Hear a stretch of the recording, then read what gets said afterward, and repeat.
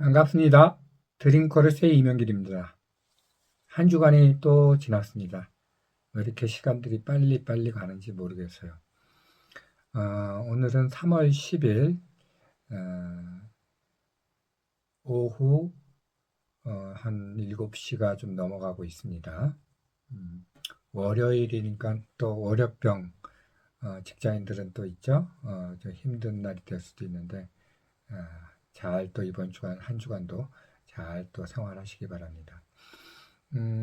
기독교 절기로서 오늘부터 저희들은 이제 사순절 기간이라고 해서 부활절까지 한 40일간을 우리가 경건하고 정결하게 생활하는 기독교의 절기이기도 한데 이 기간을 지키고 있습니다.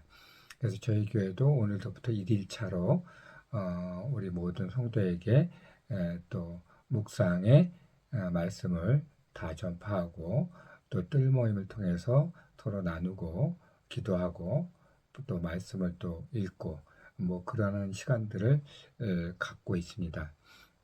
그래서 사순절 기간에 저희들이 제가 특별히 좀 경건한 삶을 살기 위해서 무엇을 해볼까 하다가 기도에 대해서 좀 생각해 봤어요. 여러분들 기도를 어떻게 하고 계신가요? 특히 우리나라는 대한민국은 한국교회에서 기도는 굉장히 중요하고 또 엄청 많이 하는 양적으로나 질적으로나 많이 하는 교회가 한국교회이기도 한 것 같아요. 그리고 종류도 많죠. 엄청 많아요. 무슨 통성기도, 뭐 중보기도, 금식기도, 릴레이기도, 뭐 새벽기도, 뭐 등등 해가지고 엄청 많습니다.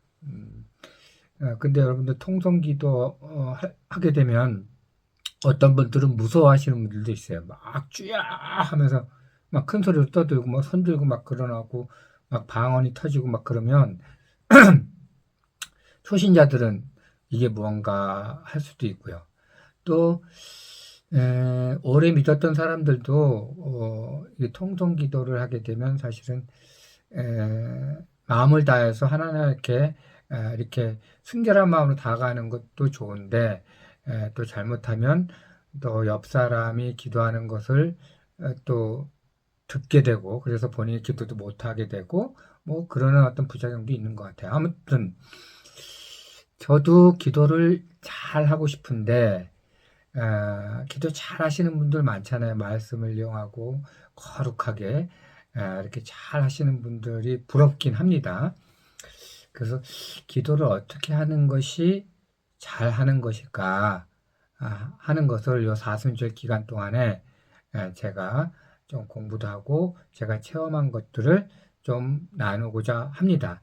이거는 뭐 제가 말씀을 가르칠 능력도 없고 뭐 그럴 어떤 생각도 없는데 단지 우리가 같이 공유하면서 이렇게 하게 되면 하나님이 또 들으시는 올바른 기도가 되지 않을까 생각이 들어요.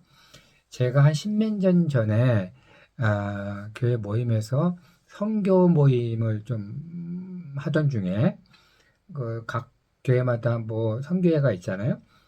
그 선교회에서 우리 남성교회가 있는데 남성교회에서 임원이 이제 모처럼 새롭게 임원이 되신 분이 있는데 교회를 오래 이렇게 다니시지는 않은 분이 이제 기간이 좀 지나니까 남성교회에서 이제 임원을 이제 회장을 또 돌아가면서 하게 됐어요. 그래서 이제 시작하기 전에 대표 기도를 해야 되는데 빵 터졌습니다. 뭐냐면 제일 첫 마디가 하나님 안녕하세요 이렇게 시작하더라고요. 그래서 이게 아주 생뚱맞은데 뭐 그렇다고 해서 뭐 아니다 하고 할 수도 없는 하나님 안녕하세요라고 시작하면서 그분은 아마 그렇게 하는 게 뭐 예인 것 같고 인사부터 하는 게 그런 것 같아요. 그래서 기도하면서 그냥 빵 터져갖고 킥킥대면서 웃기도 했는데 여러분들도 또 초신자이거나 또 기도하기가 굉장히 어려우신 분들, 또 공적인 자리에서 함께 기도를 할 때, 보통 이제 원고를 써서 뭐 하기도 하지만은, 뭐 갑자기 이렇게 기도를 또 할 때도 있을 겁니다. 그래서 그때 이제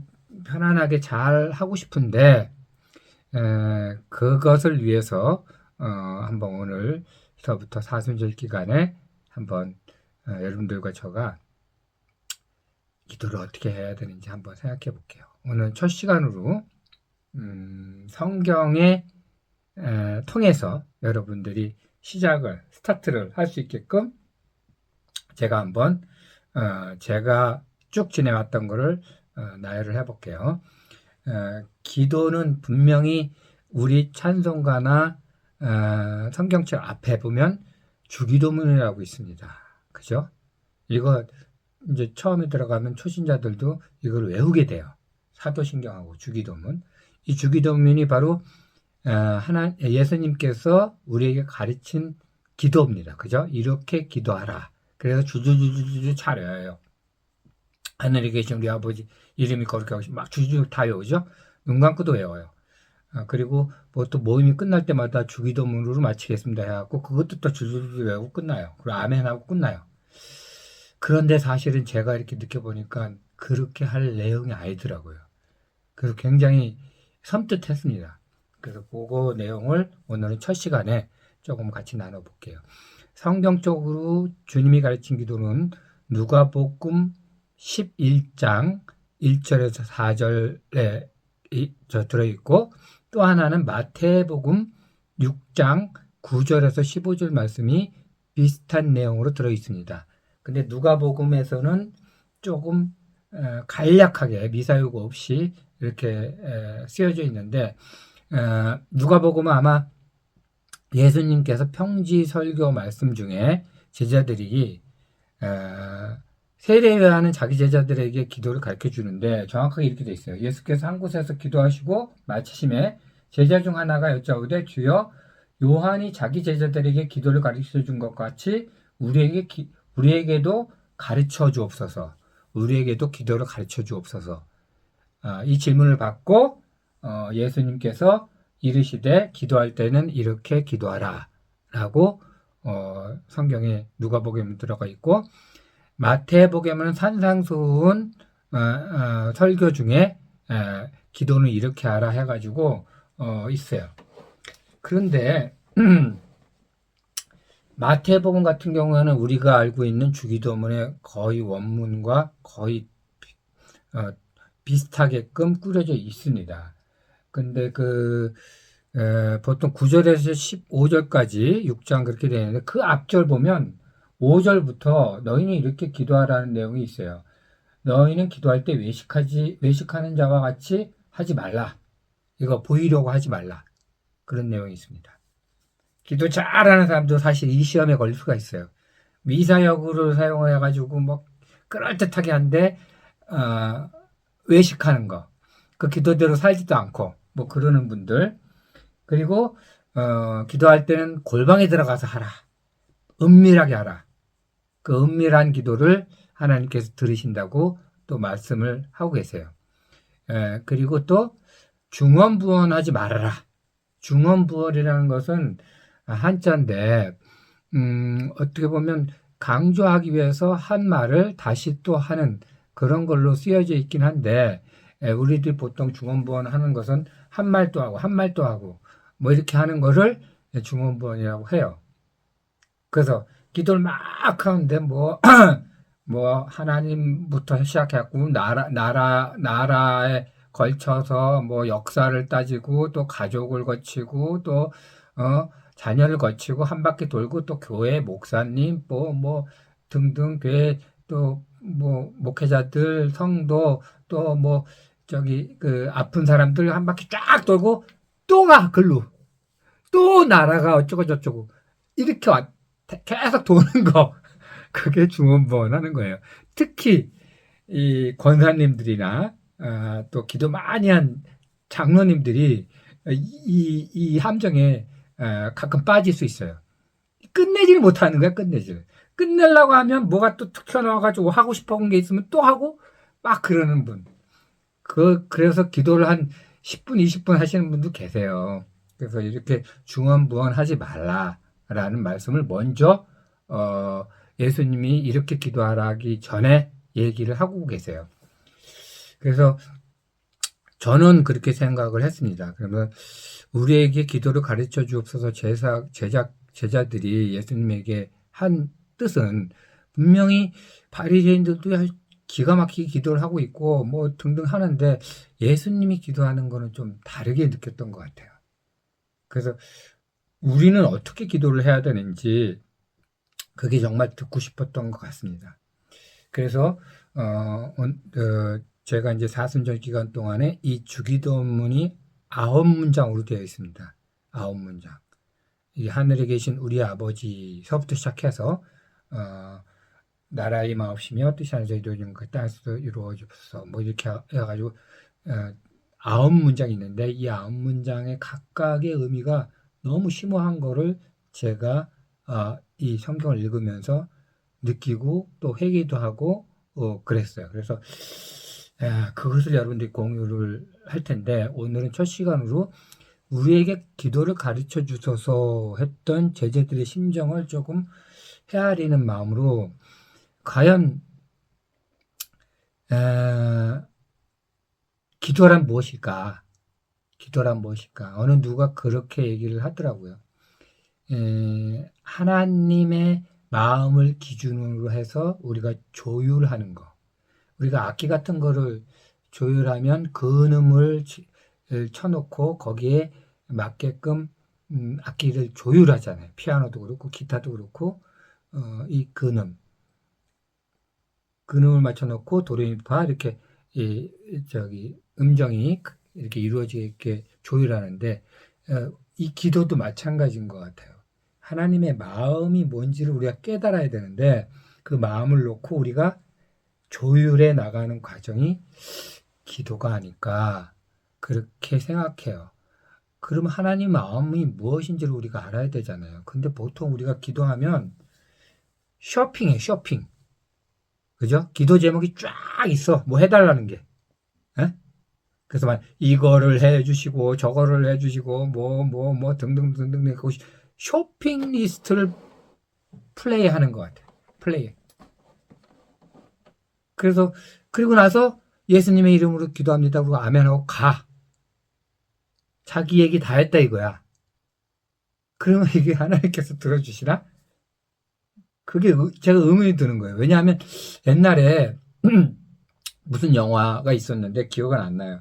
이 해외 영화인데 미국 영화인지 하여튼 그 하나님과 사람과의 어떤 기도, 세상에서 사는 사람들이 기도를 막 하면 신이 다 들어주는 거야. 기도만 했다면 다 들어줘. 그리고 이 신의 입장에서는 너무 시끄러워. 이 사람이 기도하고 저 사람이 기도하고 그걸 다 들어줬는데 그러면 어떻게 될까요? 세상이 난장판이 되죠. 난장판이 되는 거야. 그래서 그런 내용의 신과 사람과의 관계를 그린 영화를 내가 잠깐 떠올리기도 했는데 막 부르짖고 이거 해달라 저거 해달라는 걸로 해서 던지고 예수님이 기도합니다. 아멘하고 가면 이게 기도인가? 싶은 거예요. 내가 그랬던 것 같아. 뭘 해주십시오, 뭘 해주십시오, 해주십시오, 해주십시오.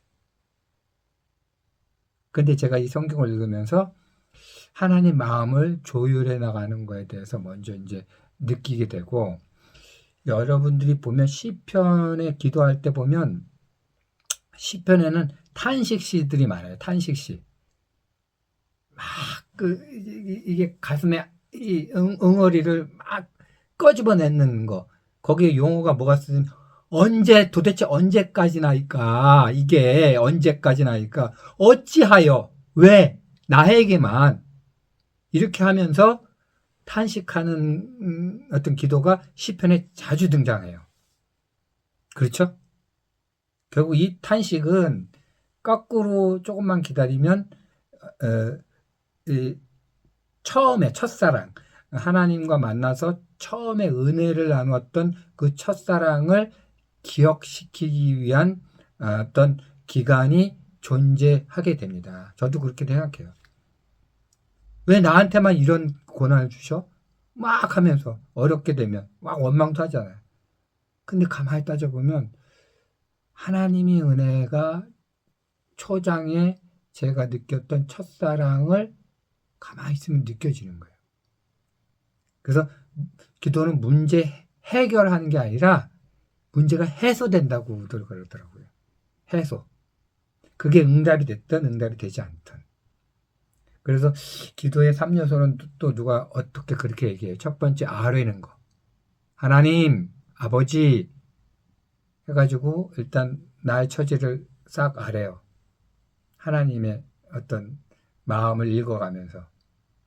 그 다음에 하는 역할이 있어요. 3요소라고 하죠. 두 번째는 경청하는 거예요.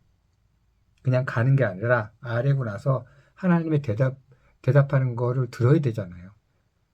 그래서 경청을 하는 거. 하나님 답변이 무엇인지. 즉시 답변을 줄 수도 있고 기다리라고 할 때도 있고. 세 번째는 침묵의 시간이 필요하다는 얘기예요. 이 침묵의 시간 동안에 내 내적의 어떤 기운들이 상승되고 힘이 생기는 것 같아요. 그래서 이 기도가 어떤 식으로 답을 드리잖아요. 거절이든 아니면 긍정이든 그런 것들을 대변할 수 있는 힘과 용기가 여기에서 생기는 거예요. 그래서 이 기도의 3요소를 누가 얘기한 걸 얼핏 생각해 보면서 야, 우리가 기도할 때 해야 될 것들이 참 많은데 너무나 복잡하잖아요. 그래서 어떤 누구는 그러고 복잡한 다 필요 없어. 내 아버지라고 생각하고 내 부모라고 생각하고 그냥 해. 쉽게. 그것도 맞는 얘기 같아요. 하지만 제가 오늘 여러분들과 나눌 거는 그래도 알자 이거죠. 주님께서 가르쳐 주신 기도문이 있는데 그 기도문의 내용은 정확하게 알고 그 다음에 내가 어떻게 하나님의 마음에 들게끔 기도할 것인지 그거는 이제 각자의 어떤 스타일대로 가면 될 것 같아요. 그래서 오늘은 주기도문을 하기 전에 여러분들과 어떻게 주님께서 우리의 기도를 가르쳐 주셨는지에 대한 입문으로 짧게 여러분들과 소통을 했습니다. 앞으로 그 부활절 전까지 이 내용으로 한 문장 내지 두 문장 정도로 같이 여러분들과 한번 느껴보면서 주기도문에 대한 주님이 가르친 기도에 대해서 완벽하게 한번 이해하고 또 경험하는 시간이 되었으면 좋겠습니다. 지난주 올려드린 찬양이 주님 안에 하나라였어요. 주님 안에 하나라. 그 멜로디는 아주 단순하게 엮어지는데 가사가 조금 애매하게 이렇게 안 익혀져요. 그래서 저는 보통 찬양대원들한테 이렇게 지휘자를 많이 쳐다보라고 요구를 많이 하는데 잘 안 되는 부분이 있더라고요. 주님 안에 하나라 이 제목이 주님 안에 하나 이 문장이 이 악보에 11번이나 등장해요. 그만큼 많이 등장하는데도 다른 가사가 약간씩 바뀌기 때문에 이건가 저건가 헷갈리는 부분이 있는 것 같고 또 리듬이 오르락 내리락 하는 부분이 조금 많다 보니까 지휘자를 쳐다보는 어떤 횟수가 다른 부분보다는 조금 약했던 것 같아요. 아무튼 주님 안에 하나가 되는 그런 마음을 가지고 내용이야 그 안에 들어가겠죠. 어떻게 하나가 되는지 한번 여러분들 같이 감상하면서 느껴보시기 부탁드릴게요. 주님 안에 하나라.